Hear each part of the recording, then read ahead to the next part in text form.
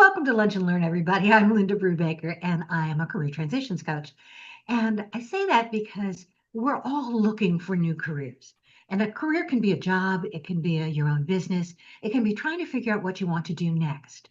And so, what we're trying to do is give you the coaching, the tips, the tricks, the resources to help you find that next forever role, give you the tools so that you can take some control in a lot of this job market, which is beyond your control. But what can you focus in on? How can we help you? How can we do that networking, that support, those tips, those tricks, those ideas to help you move forward? Now, the information that we provide you today, and I'm going to let Ken introduce himself in just a moment. We're trying to do this based on our own information now. I've been a career transitions coach now for almost 9 years. And before that, I was in human resources, and I've been a human resources business partner. I've been a hiring manager. I've been both an internal recruiter and an external recruiter, and did that for well over 20 years. And so the information that we provide you in these sessions is based both on our own history, our own work history, our knowledge, our expertise, as well as the expertise of lots of others with whom we're connected. We're trying to give you those pieces of information that we know work based on our research, our experience, our knowledge, our connections. And so that's where we are. We're going to do some networking in just a moment. I want you all to introduce yourselves in the chat so that we can figure out who you are, we can connect with you and support you. I'm going to include my information as well. Now, as I mentioned, I've been doing this for over 9 years. 933 of the people that I've worked with so far, either in these group sessions or individual coaching, have gotten offers. And I wanted to remind you that if you'd like to work with me, you can do that too. I would love to work with you individually, one-on-one. And I'm going to put that message in the chat. That's the end of my pitch. Ken, over to you. Oh, and as I'm letting Ken introduce himself, I just got off a great call introducing a new book that Ken is a part of. Okay. Yep. So Ken, make sure that you put the link to that in the chat as well. Great to be here, everyone. Kenneth Lang. I work for Leac Harrison as a career counselor. I also facilitate several networking groups. What Linda was referring to was a book called Letters to Lily. It's Lessons in Leadership and Loving Yourself. And this has been a passion project of a couple of my close networking friends. Some of you may have been on the call. Definitely very, very supportive group. And I will put a link to the book in the chat. After the call, everything has been blowing up, as you can probably imagine, with all the different follow-ups and things. So great to be here. I probably will have to leave the call a little bit early today, but I'm here to help in any way I can. And take it away, Linda. Sounds wonderful. Thank you. And I highly recommend. I heard a couple of excerpts. I've read a couple of little excerpts. My copy isn't here yet, but I think you'll really enjoy it. Okay. It was a passion project for sure. Oh, yes, you could see that. You could see that. Inspired me to do some things, even with my own family. And thinking about a topic here for Lunch and Learn about sharing our stories, what we would tell our younger selves. So that's great. What we're going to do now is, if you are new to the group, please put new in the chat so that we can connect with you. If you have a success to share, we'd like to be able to hear that and celebrate with you, see what's working. Now, a success doesn't necessarily mean you got the job. It could mean you tried something out of your comfort zone. You did some networking that worked, okay? You had an interview, even if the interview didn't go anywhere. The idea is we want to be able to celebrate with you and learn from you. And that's one of the things we're looking for. So I see a couple of people who said new in the chat. If you'd raise your digital hand so we can find you, we'll give you just a minute to introduce yourselves before we get going. So I see Monica. Hi. I don't know what you want me to, I'm Monica Busick. I've got over 30 years of experience in the nonprofit fundraising development area, mostly in higher education. I have been seeking work for about a year off and on. I'm trying to find that perfect job for my last career position. So I'm here to find out more about how I can fix my resume. Perfect. Okay. Let's see who else. Go ahead. Ellen. Yes, I am new to the group. I am in transition as of mid to late December. So I started my search just recently after the new year.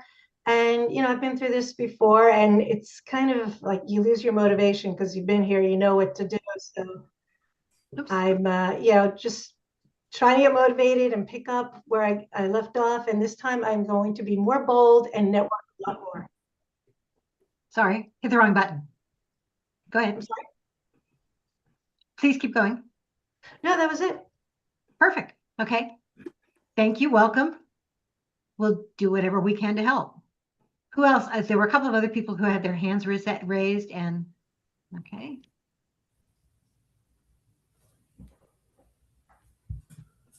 Todd. Hello, everyone. First time to present here. Todd Heffelfinger from Monroe, Connecticut. 19 years with GE Capital and Wells Fargo. I'm adaptable and curious global leader in finance, pricing, profitability, banking, looking for similar target companies, M&T Bank, Webster Bank, Citizens Bank, First Citizens Bank. I put my information in the chat. Please connect with me and let me know how I can help or work together to help each other. Thank you. Perfect. Thank you. And I'm looking for, so somebody else who had their hand up and now I can't find them on screen. So wave at me. I'm Dave Diadeker. I'm new to the group. I've been looking since last May, although I am teaching part-time Lean Six Sigma, Green Belt, and Black Belt classes. I'd like to get back to something that's going to be paying the kind of money I was having before. So increased the class load, it looks like, but still looking around. So that's my story. Wonderful. Sorry, I couldn't find you on screen. Anyone else new? Okay, how about successes?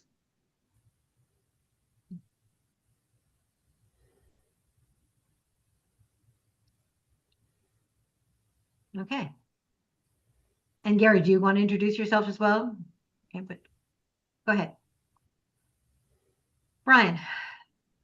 Yeah, just a quick win. Couple weeks ago, I shared a question I had about taking an interview, which I was a little concerned about the requirements, that some of the experience that they were asking for I didn't have. And I had shared that I had the first interview, which was with a third-party recruiting firm. And she immediately went at my lack of experience in the given area. The quick win is I got a second interview. And I had that yesterday, and that went pretty well. That was with the company itself. So now I am waiting to hear probably by the end of the week if I get, I guess, I don't know if it's a final interview, but definitely a third interview with the hiring manager. Wonderful. So lesson learned, never turn down an interview. Even if you think you may not be a right fit or you think that you're outside of their industry, use that to your advantage. Show them how you can bring your best information to the role based on best practices and that you learn from them and your lack of experience is actually a benefit in that, right? Yeah. In that And office. the other thing too, as we talked about here 2 weeks ago, it's always good practice for other interviews, right? Just having that interview. So Exactly. Perfect. Thank you. Yeah, hi, Linda. This is Wade. Why am I not? Oh, there we go. Yeah, my quick win was, I have a lot of good connections at this certain company, but I went out of my comfort zone and connected with a former alumni of mine who turns out graduated the same year that I did from college. And he referred me to the role and I got an interview. And it's interesting because I got an interview through that, but not through the person in HR that I know. So just a kind of a quick win. I have a screen interview tomorrow. Wonderful. Congratulations. Let us know how it goes. Thanks, will do. Marianne. Hi, everybody. I have a social win. I realized how much I need to connect with people in life and in person. So Martin Luther King Day, I gave myself the day off. I went to a place. It was a beautiful day in San Francisco, warm enough for me to sit outside and have lunch. I went to a place I'd been meaning to go to and ended up sitting next to people with whom I had so much in common. It was uncanny. And there were people that were visiting from Thessaloniki, Greece. I lived in Greece when I was an undergraduate, and the guy also went to Georgetown, as did I. So neither of us wanted to say when we graduated, but we were pretty much the same year. And then the guy sitting next to him has a Filipina fiance, and I worked in the Philippines for a while. So we had all sorts of commonalities for being complete strangers. Nothing came of it except an awesomely great lunch with amazing food. That's a win. Wonderful. Those are definite wins. Love it. Brad. Yes. I guess you could call it a win. I have been let's see, I've been looking for opportunities since Halloween. And I didn't really take any time off, and so I just hit the ground running.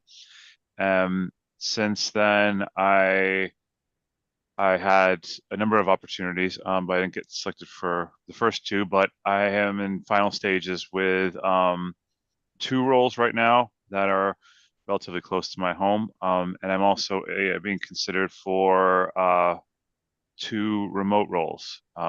One is in final stages, and one is in just finished the second last Monday and waiting to hear back on a third round. So Congratulations. That's great. How did you hear about those jobs? I honestly found them on LinkedIn either through somebody or through just the LinkedIn job board and applied. So Perfect. Congratulations. And that shows you the power of just applying. In fact, we've got some new numbers in that I'm going to talk about in a minute. I guess the one thing I would want to maybe get your thoughts on is I haven't heard back on some of those final decisions yet, and I'm thinking it's probably because the holiday on Monday. So I'm hopeful soon. And it could but we'll be, see. but there's nothing wrong with reaching out. And depending upon how long it's been, not, gee, where are we in the process, but more, hope you had a great Martin Luther King holiday, or one quick thing about the position or about the company. Looking forward to our next conversation. Looking forward to our next conversation is a very non-threatening way to ask where we stand and what the process timeframe is. Okay. And it's that positive because it's that soft close. I'm assuming there's going to be another conversation. I'm hopeful. Good. Let us know, and let us know how we can help. Thank you. Jason.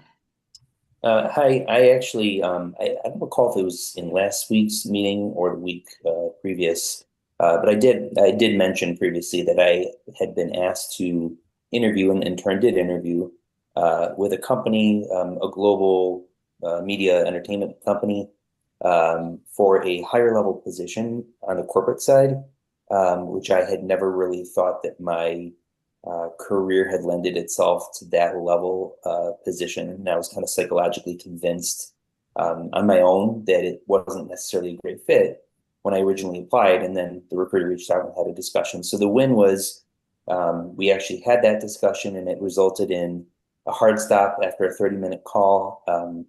The recruiter had another meeting, and so she had said before we ended that first day, "Are you available tomorrow for another 30 minutes?" So we continued the conversation the following day. That also went really well. I'm waiting this week to hear potential next steps, but I did have a question. I've never, in any of the years I've been working, had this happen. So I'm just curious if this is, one, legal, and two, common. And that is that the recruiter had actually said that she had recalled the exact number. She didn't have the job rec open in front of her, but she had recalled the exact number of submissions, and it was 333. And I think that's probably information candidates probably shouldn't know. But and then on top of that, she had mentioned that I was in the top 15 of 333 that were being interviewed for the first round. And she proceeded to tell me from that point forward how many cuts of those first 15 that they would end up with, and how many of the 15 they'll cut to go to the next round, how many will be left over, and kind of walk me through that, which I always felt like it was more of a, private internal HR conversation. So my question is that normal? Is that common? I mean, it's a win to have the discussion and the interview, but the fact that she took it that step further, given that I'm only a candidate, I mean, is that a common thing in HR? It depends. I think actually it's a great practice because what it does, not necessarily that there were 333 people and you were one of the 15 who was interested, but the fact that they're narrowing it down. She's spelling out the process for you. She's showing you what the competition numbers are. Okay. That's not a bad thing. That's what I assumed. I just, from a legal perspective, I wasn't sure. There's no legal issues with that at all, as long as she's not sharing names. Got it. I was happy with it anyway, so. Good. Thanks. Joanne. Nice to see you, Linda. First of all, I just have to address that previous issue. The one thing that happened to me that I believe is not legal is to ask if you have any children. That happened to me, and the person overseeing the interview jumped all over the person that asked me that. The second of all, Brian, I think it was, I want to connect with you offline because I want to know how you got past that question about lack of experience.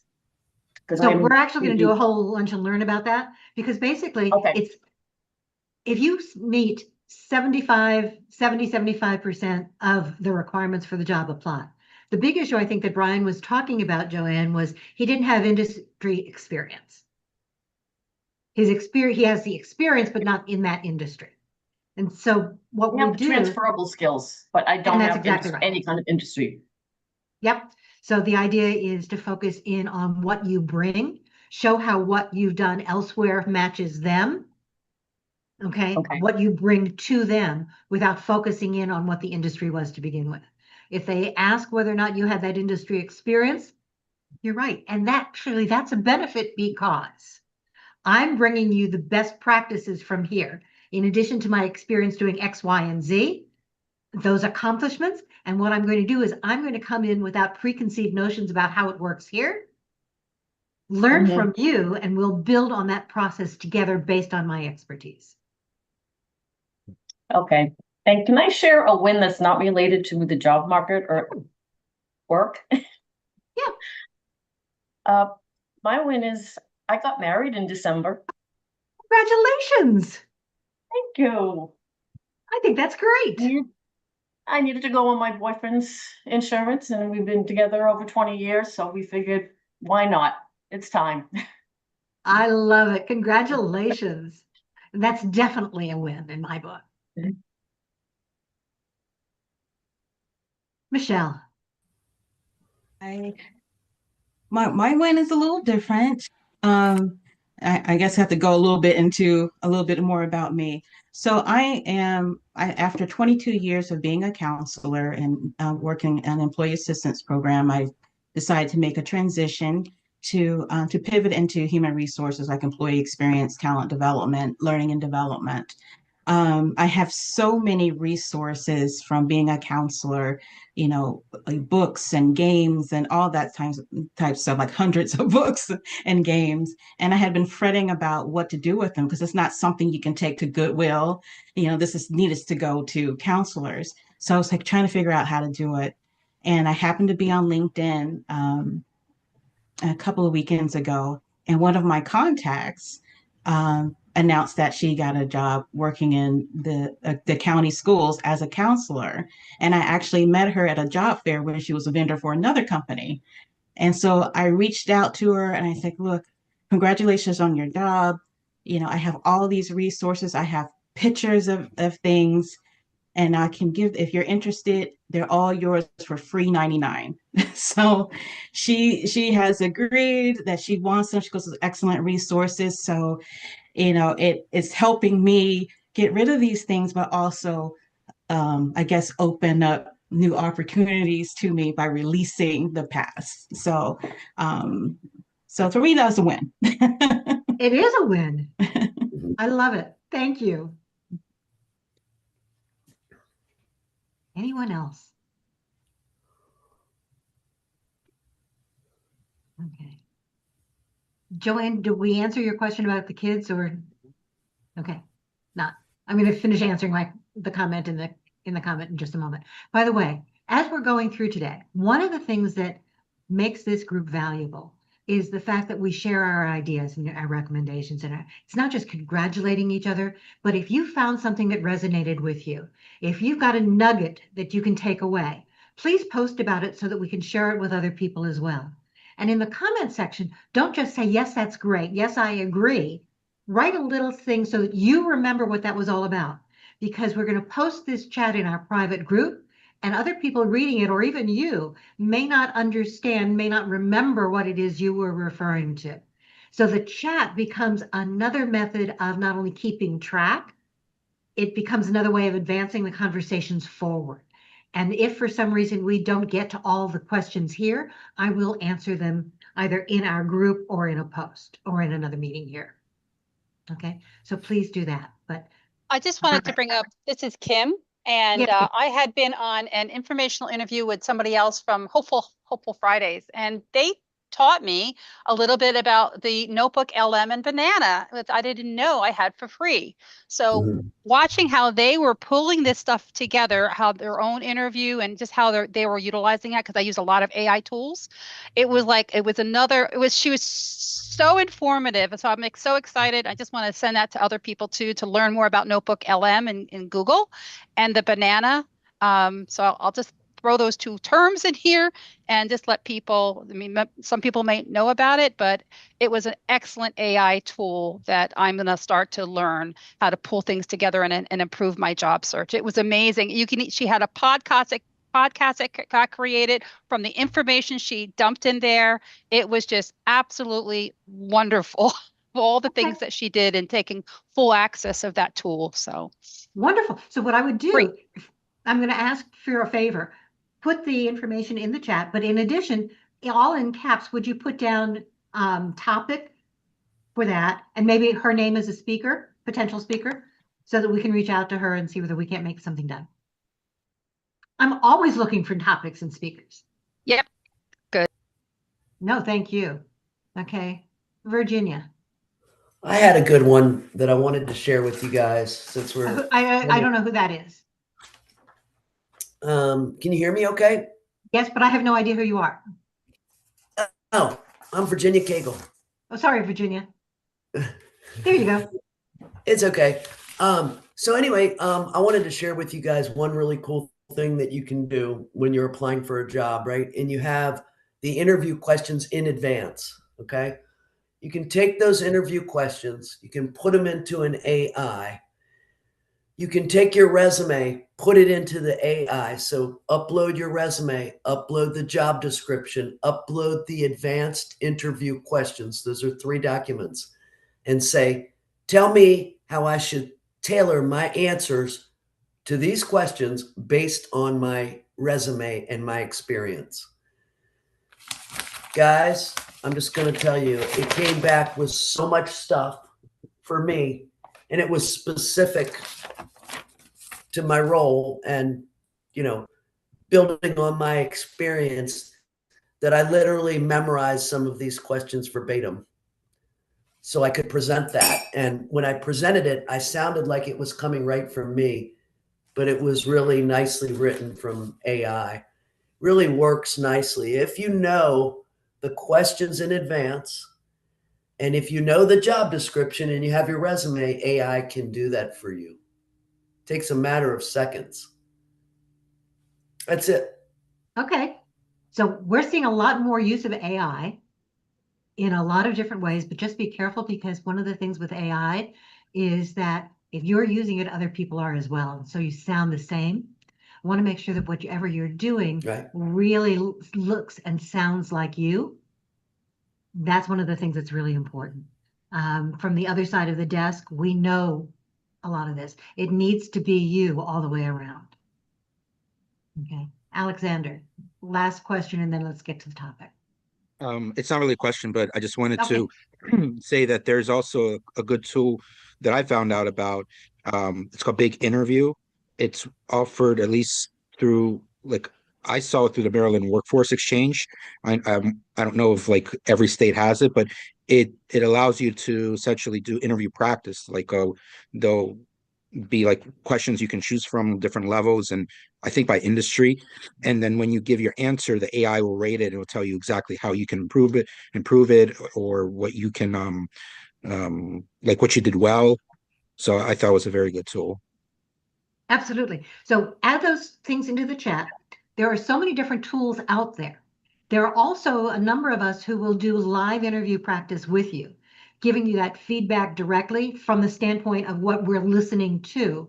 Because if you're working with an interview coach as opposed to the AI versions of the coach, okay, you'll get good information either way. But the advantage of working with a live person is not only do you get that live feedback, you get the opportunity to respond, and you also get a sense of how it comes across to another person. Because overall, your responses are measured by your reaction to the person, not just to the words. So here's one of those myths, okay? Not necessarily resume based, but certainly job search based. And the myth is that there is a perfect answer to every question. There is not. There are very few questions for which there is an automatic in anybody's mind, yes or no response. This works, this doesn't. And those are the technical issues. Everything else, I want to find out more about you, what you bring, how you respond.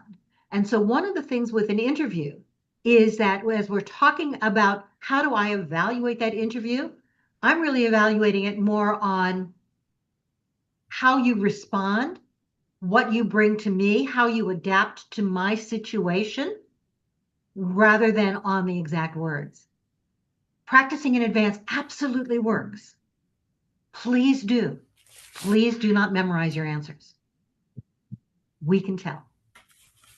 You not only sound rehearsed, you don't sound as if you are actually in conversation. And an interview, above all, is a conversation. It's not just you checking them out, okay, or them checking you out, you're checking them out.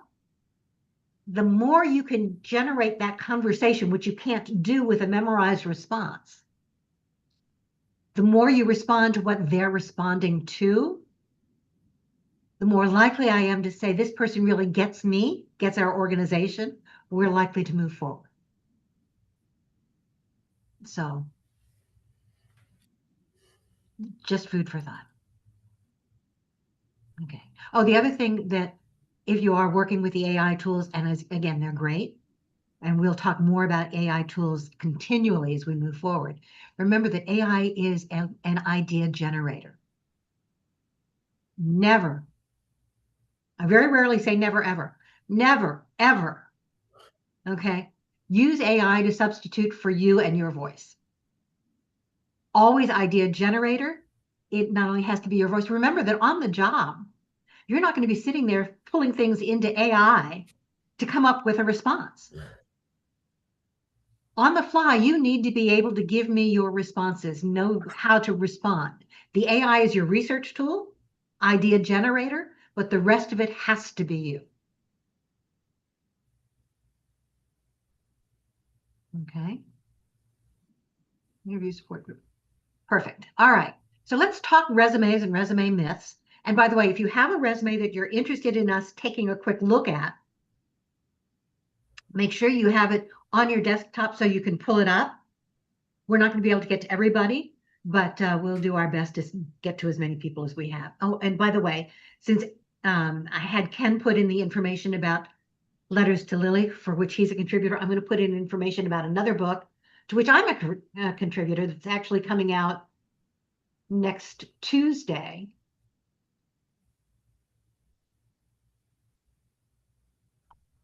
I think this is the link. Oops, just lost it.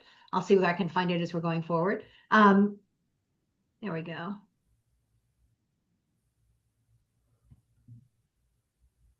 So it's a book called Hired.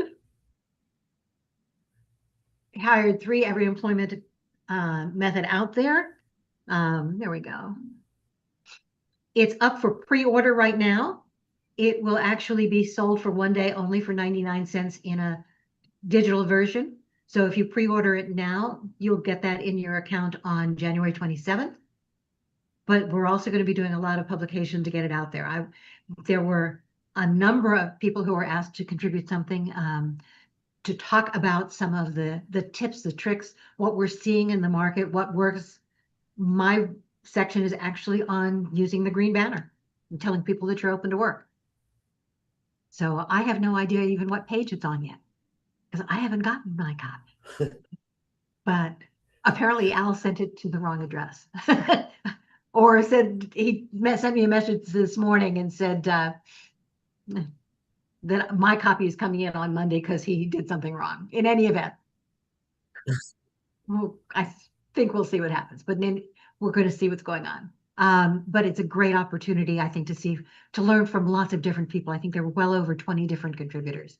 I think 25 different contributors in addition to Al for part of that series. So highly recommend it. You'll see more about it on LinkedIn as we move forward.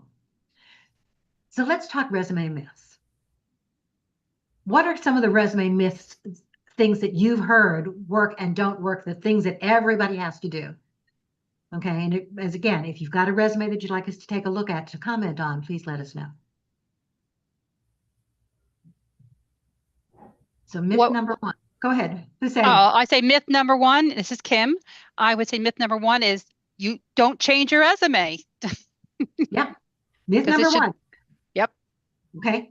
And I'm going to throw that in with the AI kind of thing. So myth number, you have to change your resume each and every time. Recruiters will tell you that a targeted resume is 80% more likely to get serious consideration by a recruiter. Otherwise, what you're doing is spraying and praying. Now, if you're doing a networking call, send them a generic resume, right? You don't know that they have an opportunity out there. That's fine. But if you're applying for a position, the whole goal of the resume is to get your foot in the door. And getting your foot in the door requires you to show me what you can do for me, why you want this job, how you are a fit for this job, not just any job. And the way you do that is by targeting that resume. Now, does that mean you have to change the whole thing every time? Absolutely not. You may move some things around. You might have a master resume and you're going to put some things in and out, take them in and out. But at the top of the resume, you have that first quarter to third of a page to really grab my attention. When human eyes look at your resume, and remember Jason said there were 333 resumes for the job that he was getting that interview for? Here's another myth that AI will automatically kick you out. That an ATS system will automatically kick you out. Not true. An AI may be part of that ATS system. An ATS stands for Applicant Tracking System. If the applicant tracking system can read your resume, think of it as an electronic file cabinet. If it can read your resume, it's going to highlight how you fit. Now, as a recruiter, I may give my applicant tracking system some criteria. Please sort these resumes and show me which ones match A, B, C, and D.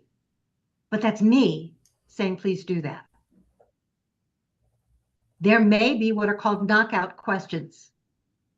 And if you're applying on Indeed, you may see more and more of those. Okay.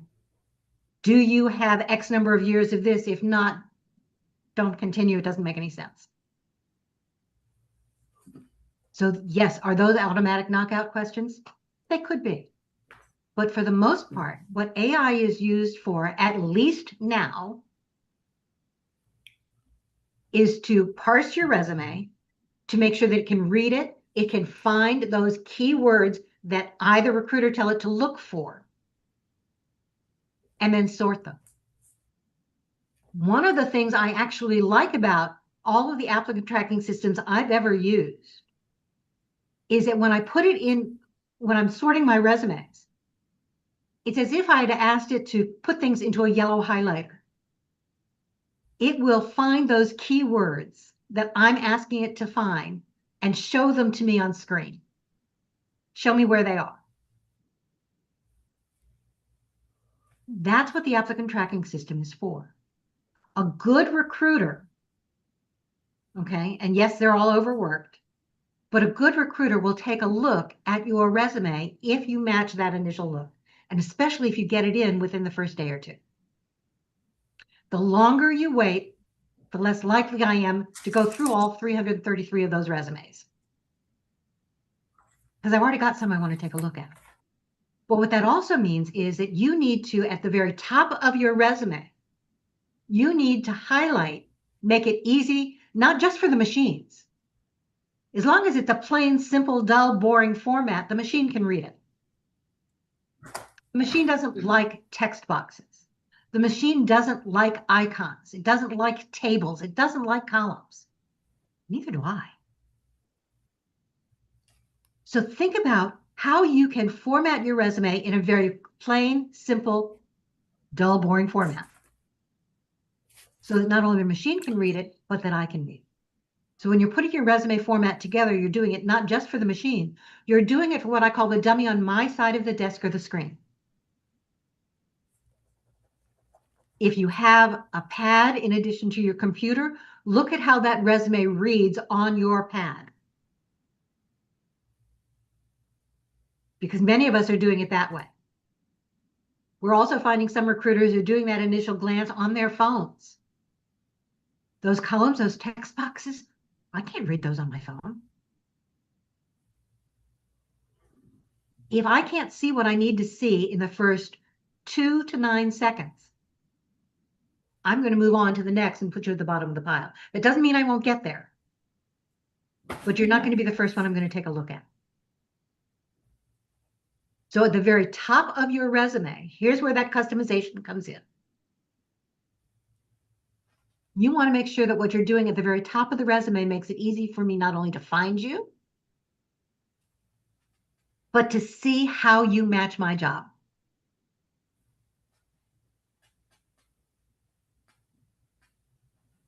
Don't worry so much about formatting. Pretty formatting, I'm not printing anything out unless I'm actually in the interview process.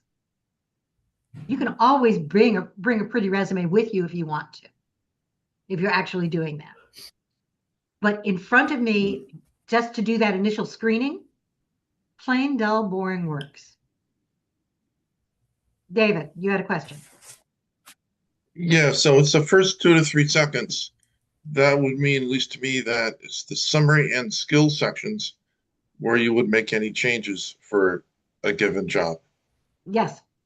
Correct. And everything else stays the same. So, yes, but. So at the very top of your resume, David, you're right.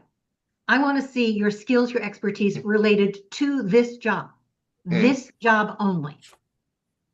If what you're talking about doesn't match the job I'm looking for, I don't need to see it. Not there. Mm-hmm. Maybe not anywhere. So those skills right up at the top. Underneath that, I want to see, and these are interchangeable. You can do accomplishments first and then skills, or skills and then accomplishments, depending upon the role. But I want to see you list 2 to 6, maybe 8 accomplishments, and I really mean accomplishments, that match the new role. So Joanne, you were asking earlier about how do you go into an organization when you don't fit that industry? Here's where you're going to show them that you've got those skills that match. Here's where you're going to show them that you've done something elsewhere that is useful for them. Now, in that accomplishments section, what I want you to do, normally I say be very specific. I want you to be both specific and generic in that accomplishment section. Specific in terms of what the outcome was, what the result was, without tying it to a company, without tying it to an industry. That's the generic piece. It's what you bring for them. Can I ask you a question on that, Linda? I don't know who that is. It's Joanne. Yes, Joanne. That's why I've always had my obstacle is accomplishments, metrics, measuring, because basically I've been 13 years in the same position up until this one here. And like nothing was ever measured that way. You know, I was an admin basically and customer service. So that's where I've always gotten stuck. So metrics don't have to, or those accomplishments don't have to be numbers driven. They can be. It's great if you can. Okay. But what was the outcome? If you hadn't done this, what would have been the result? So think about results. Okay. Don't think about numbers necessarily. Okay. Okay. Cindy, you had a question. Okay. So somebody had asked me on one of the last interviews I had a little while ago, because it was a sales position and it was for home health, but I said I did that as a social worker, and he said he didn't see that in my resume. And I said, well, that's in a different resume. So I didn't think I should have put some of the old social work experience in my sales resume, but I guess I should, because I said that would be too long of a resume. I meant to send him a thank you letter, but I never did, to put that information in there. So, I mean, what are you supposed to do? I mean, that goes back quite a while, but I did some of that as a social worker. So if you don't tell them how you fit their job, they don't know. yeah, I mean, the recruiter still had contacted me after I said I applied, but the hiring manager was, he wanted to see that, very similar stuff. But I said I did that as a social worker. I worked in home health in that area. So, but I wasn't in sales. So I guess I should have put some of that experience in that resume that I Yes. sent them. Yes. So you the just way you write. can- Go ahead. So then, because I already had additional experience that was, I don't know, was it almost 15 years? Because I know you're not supposed to go back past 15 years.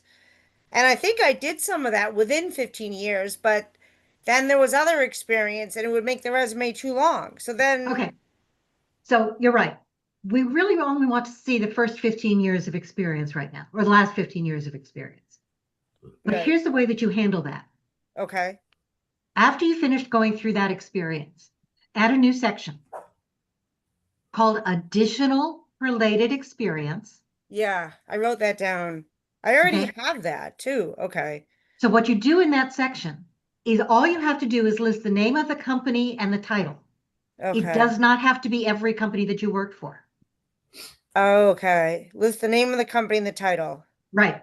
That gives you the ability to include the accomplishment from that was 20 years ago up in the accomplishment section. Yeah, it is Or within back the to- last 15 years, but I think a resume writer, you probably know her. She put other sales experience in there because, I'm not a spring chicken. So, okay. And what did you say? I'll put I that in said my. other related experience because other related experience could mean that you had that experience within that industry that you were talking about, even though it wasn't a sales role. So additional or other, right? You can call it either way. Okay. Okay. Additional related experience, other related experience. Personally, I like the word additional. Okay. Oh, additional. And then then the name of the company and your job title. No dates, no bullets. No dates, no bullets. But Okay. if there is a relevant skill that you did in one of those other companies, other roles that you haven't done in the last 15 years, but it's relevant to the new job, it still goes in your accomplishments section. It still goes in that skills section. Okay. And I just put it in my header as former licensed social worker. So I would do both. Okay. And okay. because remember, I can't connect the dots unless you connect them for me. Right. They don't know unless I tell them. But it's in my LinkedIn, but you have to scroll all the way down to see. No one's going to do that. Nobody's going to do that unless you give them a reason to. Right, right. Thank you. You're welcome. Alexander.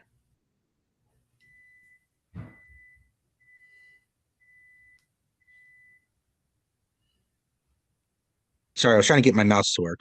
Well, I wanted to ask about when you said specific, you want to be both specific and general.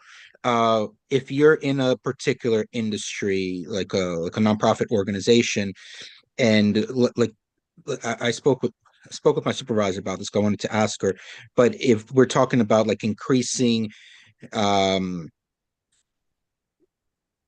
did you? I wrote it down here. Give me a sec. But basically, she said like if you're increasing the amount of like a priority role, like you're increasing the status of something with, I can't remember the exact word, but you're increasing the amount of volunteers for a priority role by a certain percentage.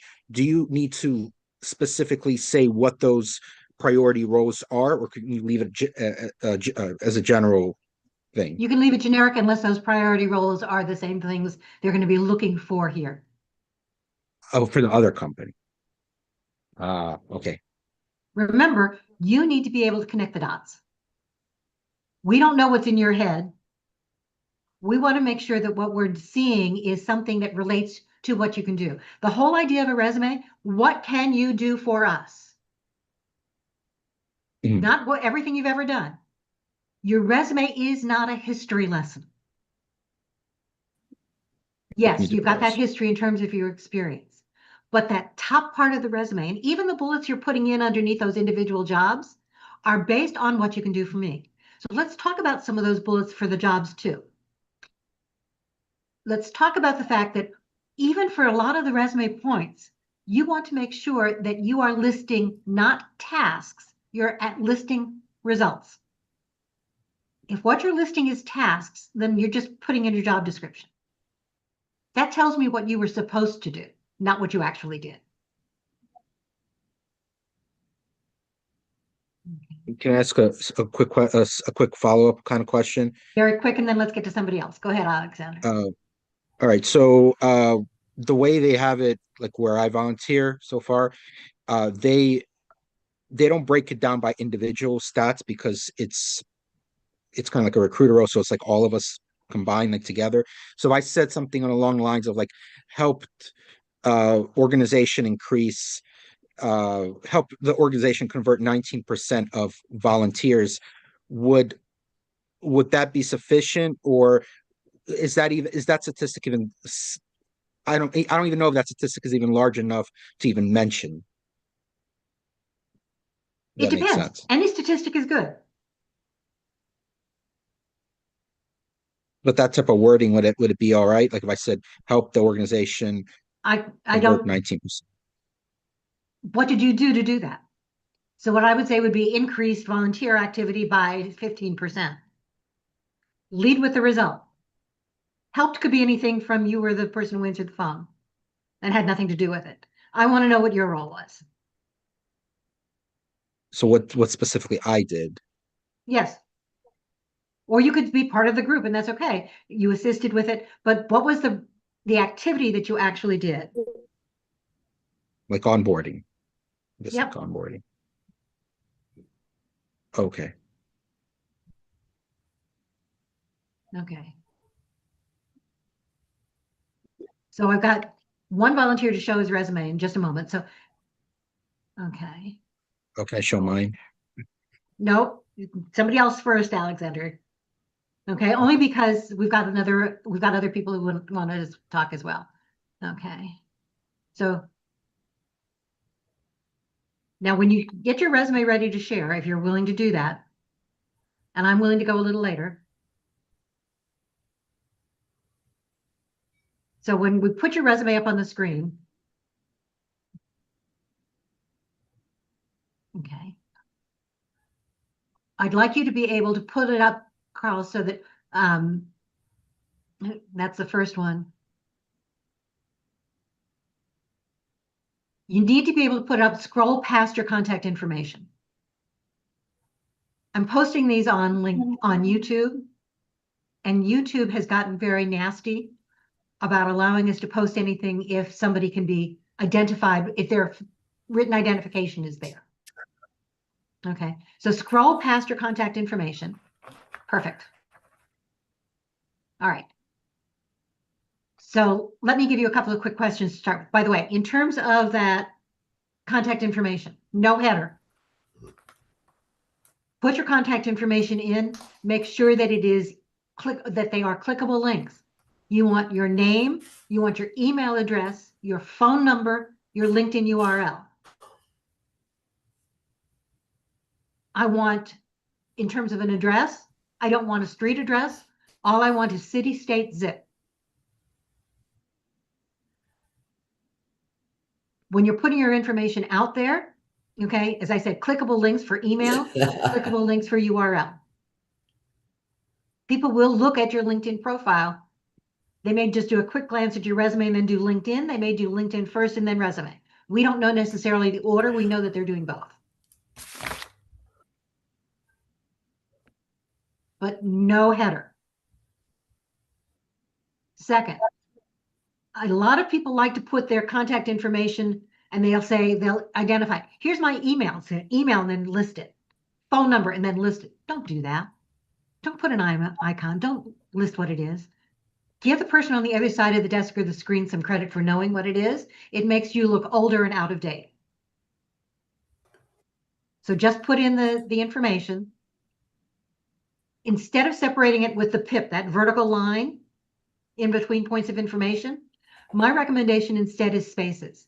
It makes it easier for the human eye to see and catch. Machine won't care. Make it easy for the dummy on my side of the screen. So tab in between, put a couple of spaces in between, either way works. Okay, so Carl, and I apologize, did I mispronounce your name again? Yeah, you're pronouncing it correctly. It's Carl. Thank you. You're welcome. Okay, so at the top of your resume, I like the fact that you've got that the name of the position, but I don't want it to be generic. You're heading your resume with the title of the job that you're applying to. Their words, not yours. This is my default resume, correct? Yeah. Okay, so for a default resume, what you're talking about, is that something that you're going to be, that's your generic, this is not one you're sending out necessarily as is? Correct. It is the starting point for that tailored resume. Perfect. Okay, so title is going to be whatever the job title is. Your position or your professional summary, need to have one up top, but remember, this too needs to be based on what this job is. I don't care about everything you've ever done unless it specifically works to the job. If you can tie it in, that's great. But if you're talking about mergers and acquisitions integration and the job doesn't have to do that, and they're doing new product development instead, focus in on what the job wants. That summary is basically 2 to 5 lines of who you are in relationship to the job.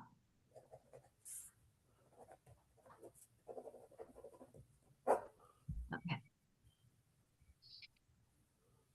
Yeah, generally, I think as someone else earlier spoke, that's the paragraph that generally gets tuned, as well as the core competencies, and leveraging an AI engine to do that compared versus the job spec to make suggestions on how to tune or tweak, but I never take exactly what they put out because that's not my authentic voice.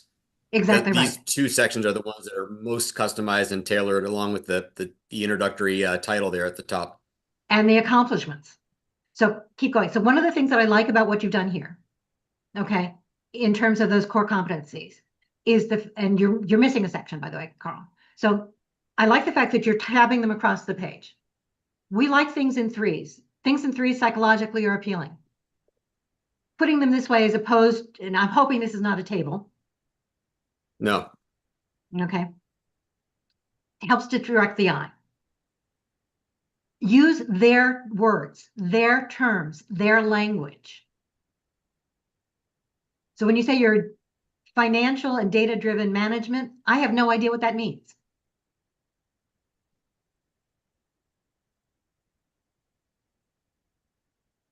I would personally, based on not knowing what the job is, I might say OpEx as one, lean leadership as another, if lean leadership is there. New product development, product launch, two separate.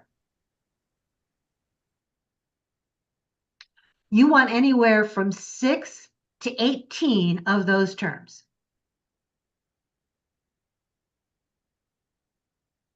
Okay. Specifically related to them. This is the section. Think about these as keywords from the posting. Right. Okay. All right. Next, you're missing a section. By the way, I don't like the term core competencies. Personal semantics, and I recognize that. Skills, expertise is better. Core competency says anything you want, I can do. Here's everything that I can do for everybody else, as opposed to what I do for you. So those specific skills, expertise, semantics, but it makes a difference. Can you again, Next. I missed the distinction between an expert, if I have an expertise or if I have a core competency, you're saying those are Core perceived competency is differently. generic. Here's everything that I can do regardless of where it's for. As opposed to expertise psychologically, here's your expertise that you are bringing to me for this job. Okay, understood. Thank you. Here are the skills that you're bringing here. So yes, skills at the top of the resume, absolutely. What you're missing here is the section on accomplishments. Remember, you've got 2 to 9 seconds to grab my attention, which means that that first quarter to third of a page is really where I'm focusing first to see whether or not I want to go further. So you want a separate section that's listed as, you can call it accomplishments or highlights, where you're going to put in the 2 to 6 most significant things you've done anywhere in your history, anywhere in your career, even if it's longer than 15 years ago, that are specifically related to this job. That's where you're going to show me how you match what I want to do. You're going to intrigue me enough to say, ooh, did it there. I can see how it fits for me. This is where you really grab my attention. Okay. So if I'm looking, Carl, can you scroll up just a little bit, and then we can go to somebody else? Because I don't want to go through a full thing for everybody, but okay. Right. The one constraint I have is a bit of a space constraint, and I know we want to try to show at least 10 to 15 years of experience prior to doing that summary of prior relevant experience. And due to some fairly number of different jobs within that 15-year time frame, I'm within a 2-page limit. And if I add the section of accomplishments or highlight summary, as I know is a good thing to have, it would now force either the 3-page resume, which I don't know if that's really. Then you've got too good many even for bullets someone. under each job. I'm sorry? Then you have too many bullets under each job.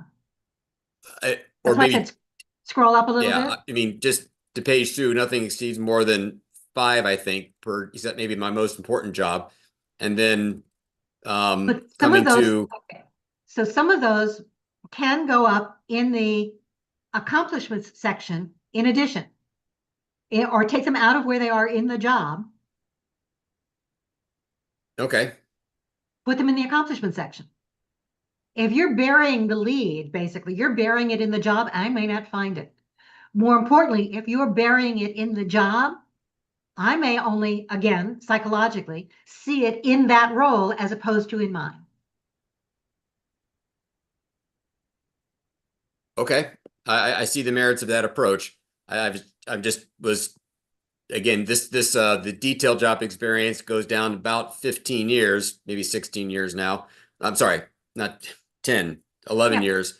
That's okay. And then the rest of it coming here. So if I add that section, it will Again, probably you're force me taking to bullets now out, truncate and they it don't- at 2017. Right. The detailed experience versus 2014, which now gets even only like 9 years kind of thing, right? No, the 2014 is fine. You're taking some of the bullets out of here. Okay, so for example, stop. Accelerated growth year over year. If that's important for the new job, don't bury it in that role. Pull it up into the accomplishment section. Take it out. Yeah, I understand what you're saying. It sounds like a conservation of space principle, and I understand that fully. I've tried this and it didn't work because of how things were working, but I'll try it again. It sounds like it's an important miss for my resume. The genericized element of that information, and how that might be a better appeal than, like you said, burying the lead. Maybe I've got to just take out a whole section, a whole chunk of year to make that time. Maybe that's the right trade-off to do. So You honestly I don't appreciate need to that take it feedback. out. You just need to move it around. Right. Again, I've tried that. It didn't work. I'll try it again. But thank you. Okay. Thank you. We can talk separately if you like. All right. Yeah. Pam, you've got your hand up. Yeah, I have a question about this. Uh-huh. It might have been in this meeting, it might have been in another meeting, I can't remember.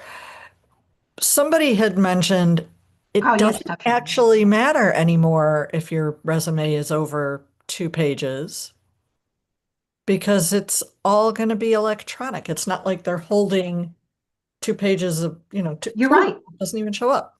2 pieces of paper anymore. It's just a scroll. It is That's what they said last week. Exactly, because I heard Linda saying that last week, and Okay. I'm like, yep, So it was I'm not here. I know. hallucinating. No, it was great. I was great to hear that actually. So I would still prefer 2 pages. Okay. I mean, And mine is, honestly, but I may not even get past that first half of the page. right. But I'm wondering if Carl is freaking out over keeping it to 2 pages. Yeah. Carl, if it really has to go a little into 3, that's fine. Okay. I wouldn't worry so much about it. It depends upon the kind of experience and the depth of experience you have, how many years you have. But from somebody else's perspective, reading that resume, the reason we like 2 pages is because I'm only concentrating on the last 10 to 15 years worth of experience. Anything beyond that in detail, I'm thinking is too old. Sure. It's not current. Sure. Which is why we put that section saying additional related experience without the dates. So how do you account if you're one of those people who has had a job for the last 25 years? How do you break it? Do you just pick a date that's no earlier than 15 years ago? No. So there are 2 ways to do it. One is you can do it and say, yes, you're going to list the full 25 years as part of that job. And that's okay. Or what you can do is you can pick a title change. My guess is you had a title change sometime over that 25 years. No. Well, if we're speaking about me directly, the answer is no. Because I owned the company from day one. Your company? My company. Okay. So we may need to talk about that separately, but no, I'm serious. No, what I would do is instead of saying that you own the company there, I might put in a separate job title someplace along the way. Sure.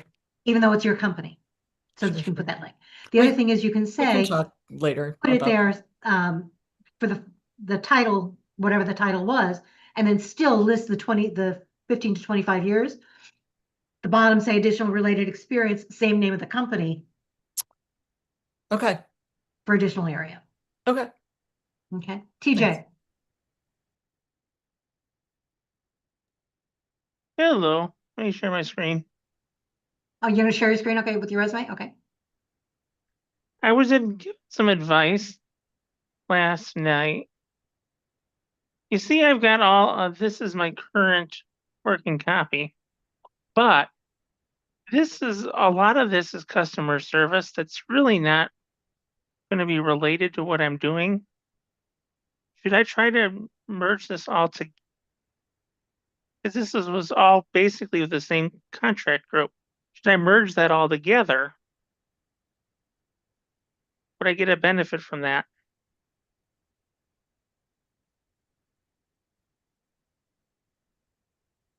Benefit from merging those? I'm sorry, I can't read it. Let me make it a little bit bigger.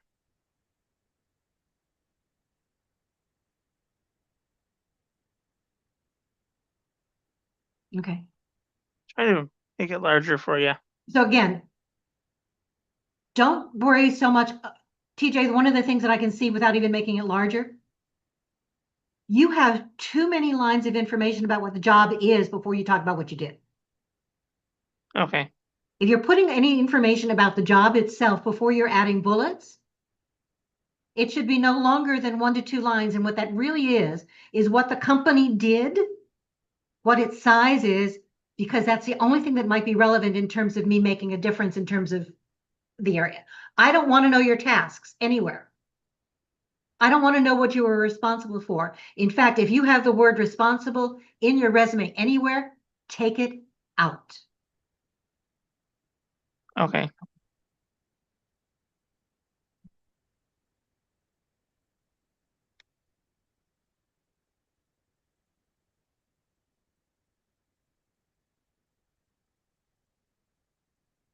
There we go.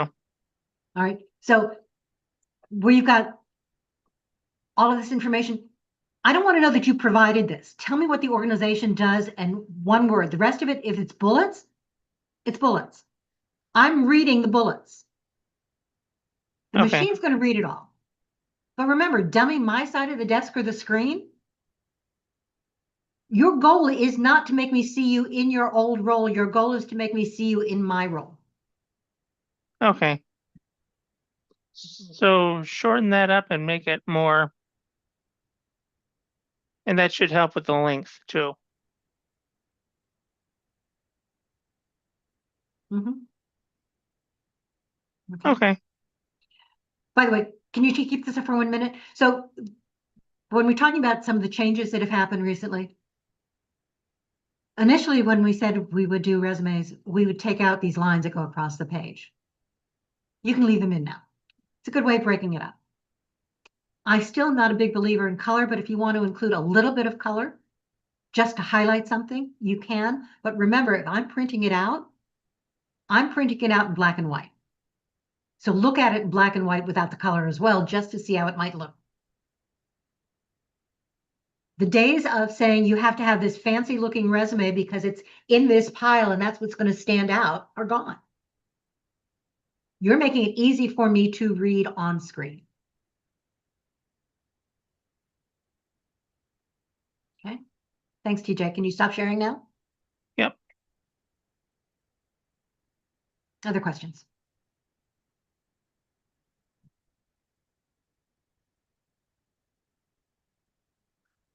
Was this kind of a session helpful, bringing up some of these ideas? Is it something we should do again? Diane. Quick question. Any suggestions or recommendations on fonts? Arial Calibri. That's what I thought. Yeah, Times New Roman's out. Times New Roman is out. Arial and Calibri are much easier for the human eye to read. Yes, thank you. By the same token, don't write justify. Write justifying may make it look pretty on the screen, but for the human eye to read it, because of that extra spacing in between letters, it makes it more difficult. Not only that, the right justification also is a hint that it might not have been written by you. Okay, so even the summary, not write justified. No, I would not write justify anything. Okay. And size of font, 11? 12? Yes, nothing smaller than a 10. An 11 is great. You can use a larger font for your contact information, for your headings. Okay. You can use bold judiciously. Every once in a while, not for everything. Okay, great. Thank you. And what's the section that you're talking about back with the skills? You just said expertise. So we just say expertise alone. That's a little bit better than saying skills. You can use either one. Either one. Okay. What I don't like is the core competencies. Right, right. One of the other reasons that I don't like core competencies, it's not something that the machines are programmed to recognize. Remember, it's parsing information into various categories. Now, if the machine can read it, it won't care where things really are on your resume. They'll find it regardless. And if I remember, you said last week is you don't want to emphasize the soft skills. You want to hit those hard skills that relate to the job description. So that's something I'm having to go back and redo. And, exactly right. So when you're thinking about it, every job description is going to list soft skills that they're looking for. Soft skills are nothing I'm actually going to be looking for. Yeah. Okay. I know I'm going to be evaluating those in our conversations, I'm going to be evaluating those in the way that you think about how you're presenting that accomplishment. Led a team, leadership. Yep. Okay. The way you write demonstrates your communication style. Yeah. So think about those not just as keywords pulled from the job posting in their language, Yes. in their terms, but also things that are going to be searchable terms. So most of you have done a Boolean search before. A plus B plus C, right? I have a limited number of terms I can put in. What are the terms I am most likely to put in to narrow my field of 333 candidates? Yes. To the first 50 I want to take a better look at? Okay. Does that help? So you can use whatever term you want, Cheryl. You can use related competencies. Competencies is one of those terms that has become overused. Tell it what it is. These are your skills related to the job. This is your expertise related to the job. If you want to use related competencies, that's fine. Don't use core. Catherine. Linda, thank you. Can you give us like a 2-minute spiel on active voice, passive voice? You obviously have a disdain for the word responsible, right? Never. Yeah, so can you give us kind of your point of view on that? That would be helpful. So I'm not quite sure what you're asking, Catherine. So a lot of times in looking at these resumes, I'm being asked to write emphatically, I handled. I wasn't just a participant and an observer, I was involved, right? So that's really where I'm trying to ask for your guidance. So think about, you've all heard about a STAR story, right? Situation, task, action, result. What I'm really looking for is the result and then the action. I don't even necessarily need the action. So you're going to do the reverse, though? You're going to do the result first and then go into the action? Okay. Yes. Lead with the result. Lead with the action if it is specifically increased sales by X% by doing this. Using Salesforce, increased sales by. Okay, and I have that as the teal method, which is part of that STAR story of things. So, okay, got it. By the way, I think of them as start stories, not STAR stories. Oh. Put that extra T at the end. How does it translate to this job? What is the tie-in to this job? Not the old one, the new one. Perfect. Thank you. You're welcome. Okay, we are over time. Okay, so I know people are leaving. I can stay for another couple of minutes.